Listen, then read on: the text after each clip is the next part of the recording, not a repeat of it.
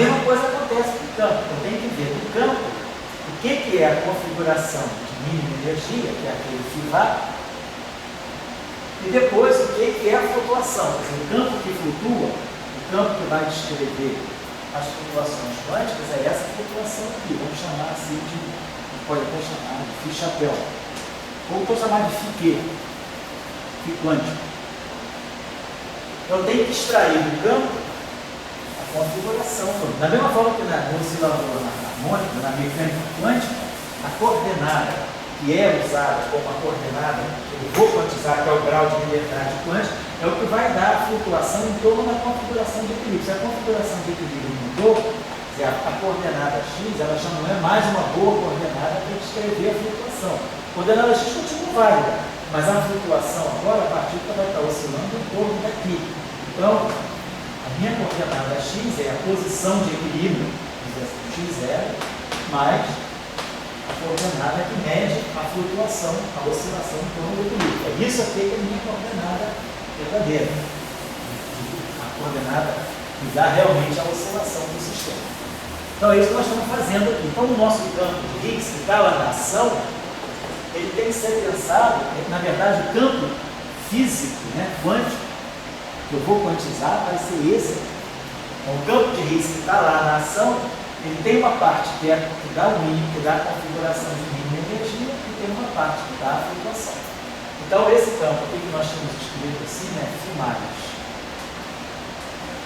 Φ0, vamos colocar aqui desse modo, é 0, vamos colocar aqui V1 mais V2, que é a configuração de energia, e aqui nós vamos colocar esse campo aqui, quer dizer, vai ter uma flutuação, vai ter um campo complexo aqui, então eu posso chamar, pode chamar isso aqui de, vamos chamar de Φ1 mais Φ2. E esse aqui de baixo vai ser V1 mais Φ2, e aqui eu vou chamar de Φ3, vamos dizer assim, mais Φ4. Ou seja, a gente pode juntar esse V1 para dar assim.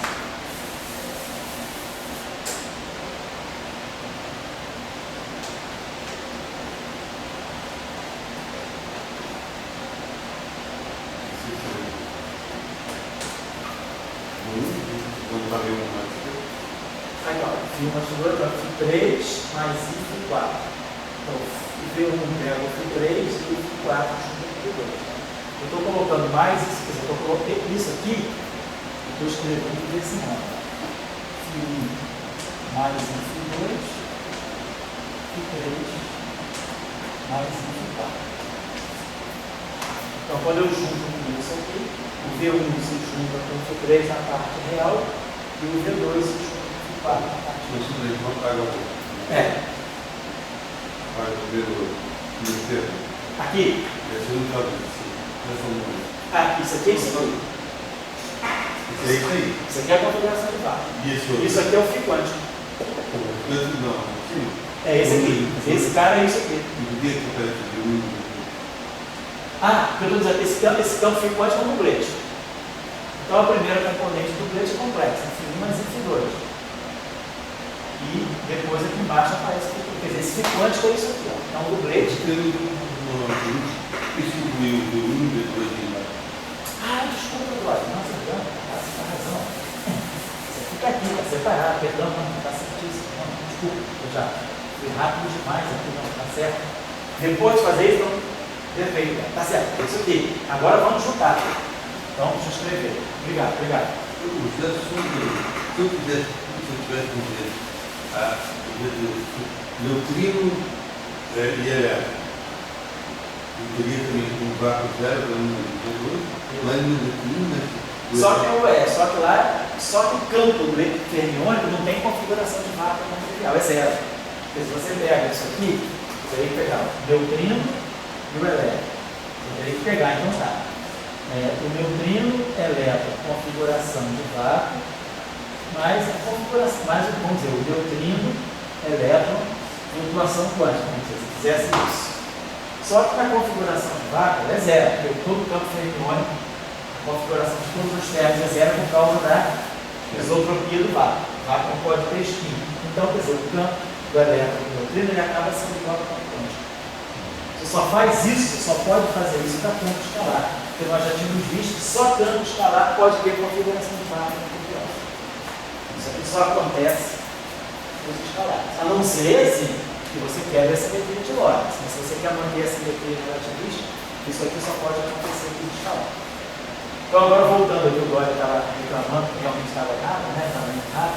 Agora, se eu posso juntar isso tudo, eu vou dizer isso assim. Né? O meu campo de Higgs que está lá no Lagrangiano vai ter que ser escrito dessa forma: Φ1 mais Φ2, aí aqui V1 mais Φ3 mais V2 mais Φ3. Esse aqui é o nosso. Então, nós temos 4 flutuações, 4 campinhos aqui reais que medem as flutuações em torno do vácuo. Escolha. Como eu tenho eu posso escolher qualquer V1 e qualquer V2, desde que V seja raiz quadrada, o módulo de V seja raiz quadrada de V1 ao quadrado mais V2 ao quadrado, o que nós fazemos é escolher o vácuo de tal maneira que o V2 seja zero. Então aí é uma escolha. Nós vamos escolher o vácuo de tal maneira que o V2 seja zero. Então a nossa configuração de vácuo vai ser o seguinte. Então, feito isso, vamos tomar, já que eu posso escolher qualquer vácuo do tipo V1 mais V2, vamos tomar o vácuo com V2 igual a zero, sem perda de generalidade. Tomamos o V2 igual a zero. Se nós tomamos o V2 igual a zero, isso aqui desaparece. Então aqui fica Φ4.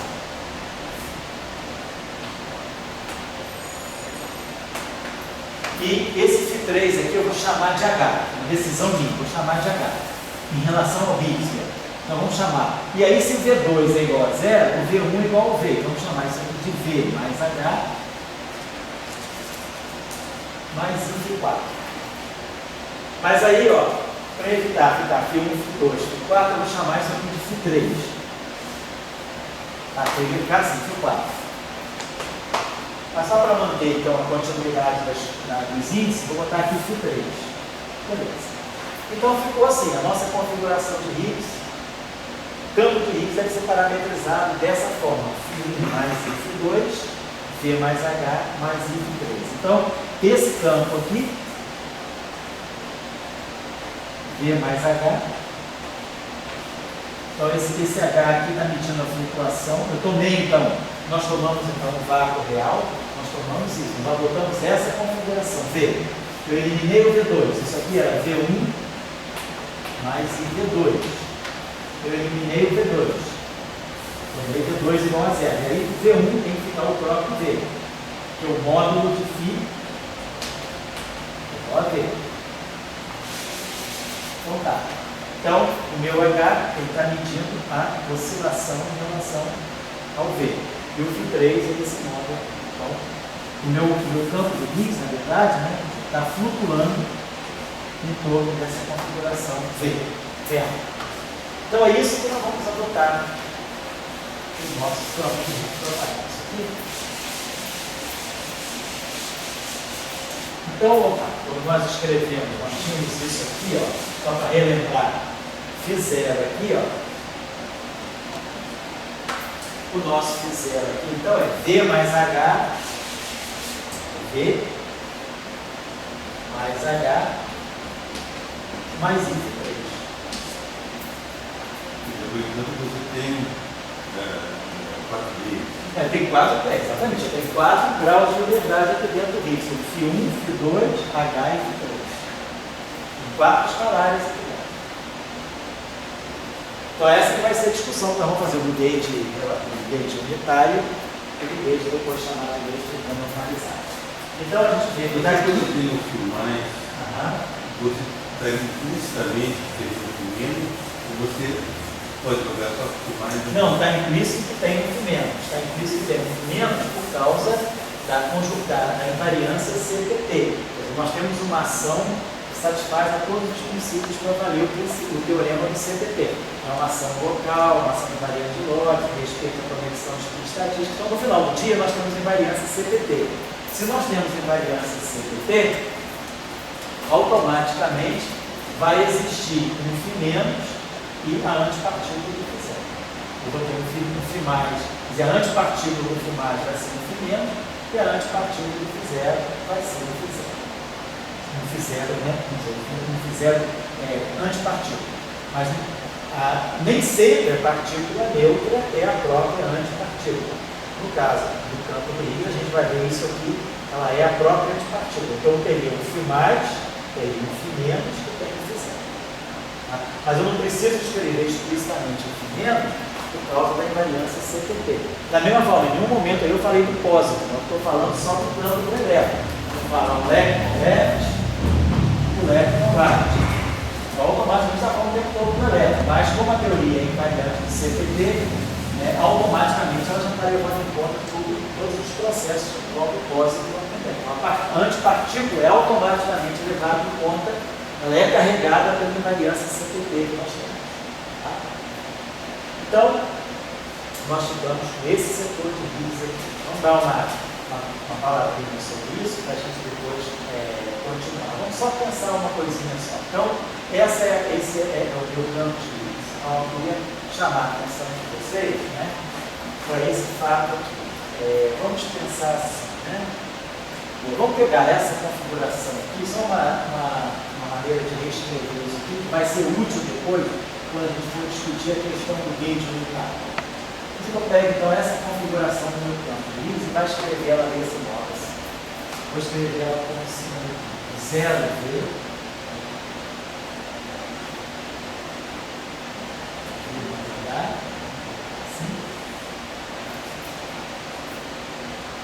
E vou colocar aqui o φ1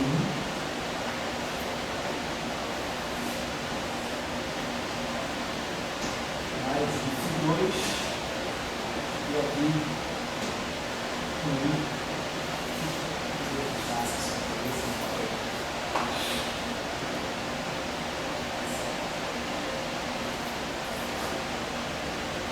Vou fazer aqui a seguinte coisa. Não posso imaginar o seguinte.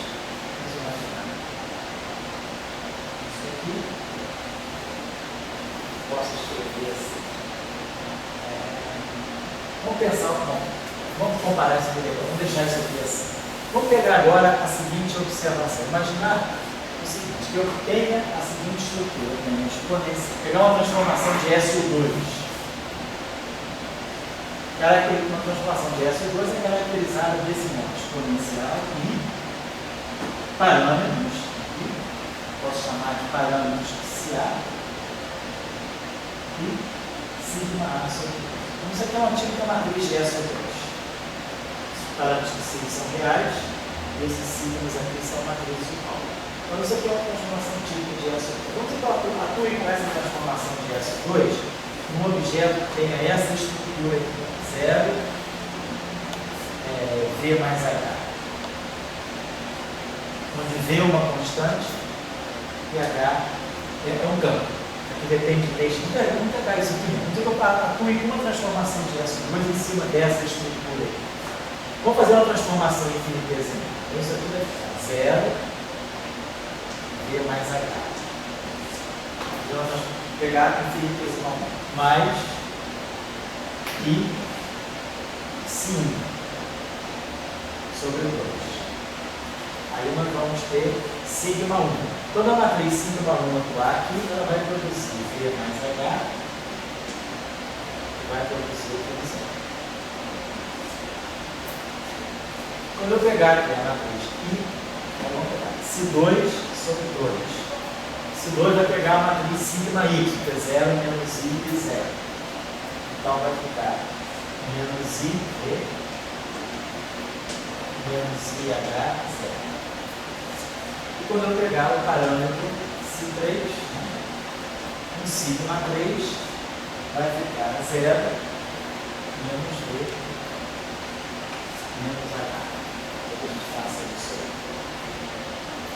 Tá certo. E vamos pensar o seguinte.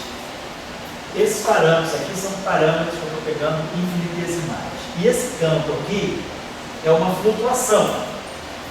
É um campo pequeno. Ele é, H é uma flutuação frente a V. Ou seja, o módulo de H é muito menor do que V. Por mais que eu estou falando de uma flutuação. Então eu vou abandonar termos que sejam infinitésimos ao quadrado. Por exemplo, isso aqui fica. Esse psi1, quando pegar o V, ele fica. Mas psi1H já é o infinitésimo de psi1 da ordem. Então esse termo aqui eu vou poder escrever assim, I psi1V sobre 2. I psi1V sobre 2 e o zero. Estou abandonando, estou fazendo duas operações aqui. Primeiro eu fiz a expansão tomando parâmetros infinitesimais. Segundo, estou imaginando que esse campo aqui seja uma pequena flutuação. Então, eu estou pegando simplesmente todo um regime de pequenos campos muito fracos frente a V. E aí eu vou abandonar os termos que sejam de segunda ordem de CH. Aí agora aqui é a mesma coisa, vou colocar menos I com I dá 1. Então aqui vai produzir um C2 V sobre 2. Aqui vai dar segunda ordem. Vou produzir aqui C2 V sobre 2. E aqui 0. E depois aqui, 0 aqui. E aí aqui, esse H com esse C3 menos I, C3V sobre 2.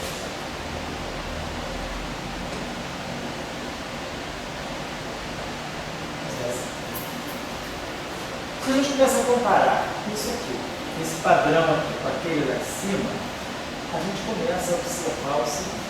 Esse termo que está aqui, ó, posso juntar isso tudo aqui.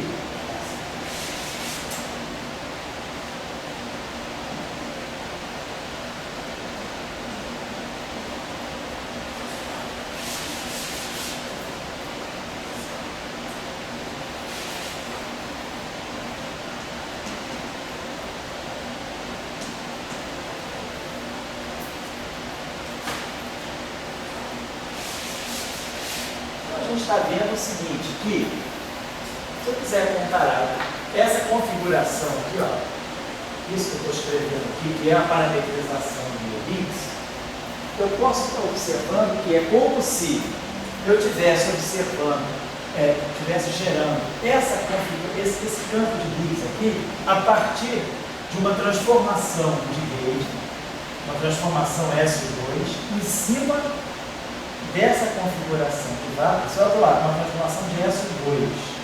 Aqui eu ganho uma estrutura, tem algo que tem exatamente aquela estrutura. Só que o meu φ1, que é esse cara aqui, vai ser V sobre 2, C2. O meu φ2, que é a parte imaginária, é um V sobre 2 π1. E o meu φ3 é o menos V sobre 2 C3. Então, a gente começa a perceber que V sobre 2 C3. O que a gente está observando é que um campo com essa estrutura aqui, ele poderia ser pensado assim. Isso aqui simplesmente é a primeira aproximação. Então eu posso imaginar que esse campo aqui, ó, eu posso escrever esse exercício, né, simplesmente me faz ver que eu posso sempre expressar um duplete desse modo como sendo um objeto que vai corresponder a uma transformação de SO2 atuando em cima de algo desse tipo. Então, um campo de Higgs que tenha essas quatro componentes, φ1, φ2, φ3 e H, ele pode ser obtido a partir de um campo que tenha essa estrutura com essa transformação aqui. O que eu estou querendo dizer é o seguinte, que os graus de liberdade φ1, φ2 e φ3 que estão aqui nesse campo, eles estão presentes aqui nesse ciclo. Então eu posso imaginar, quer dizer, que eu posso também escrever o meu campo de Higgs dessa forma, ou eu posso substituir essa forma por essa forma. Então são duas representações, vou colocar assim, duas representações. Vou até fazer colocar duas parametrizações.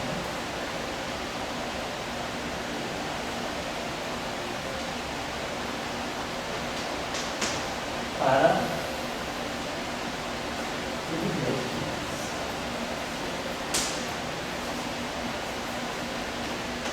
por que isso vai ser importante? Daqui a pouco a gente vai ver. Mas o que a gente está chamando a atenção é isso, que esses campos que estão aqui, separados aqui, na verdade eu trouxe eles para o expoente. Então esses caras aqui fariam, quer dizer, é como se o meu Ψ1 fosse aquela coisa V sobre 2, o meu φ2, aliás, né? O meu φ1 é Ψ2, como é isso, a relação é essa, vamos pegar sigma x, né? Sigma x botava V mais H. Isso, né? Isso, então era isso mesmo. O φ1 estava ligado ao Ψ2, V sobre 2, o φ2 estava ligado ao Ψ1, V sobre 2, né? Então eu posso até fazer o seguinte aqui, que está todo mundo multiplicado por V, né? Então eu posso até fazer o seguinte aqui, poderia dizer que eu divido sobre V, eu posso fazer isso aqui. Eu tinha essa relação, se vocês lembrarem, a gente tinha aqui o φ1 era o Ψ2,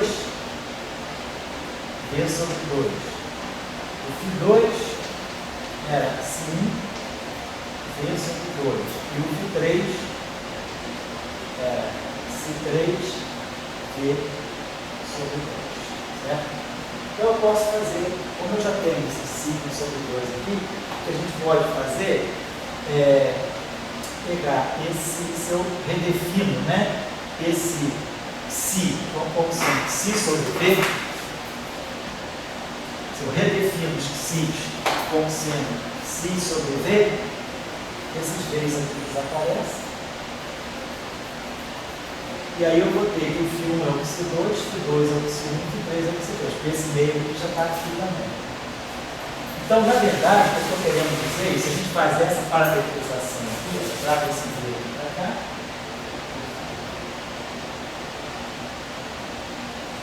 então eu estou dizendo que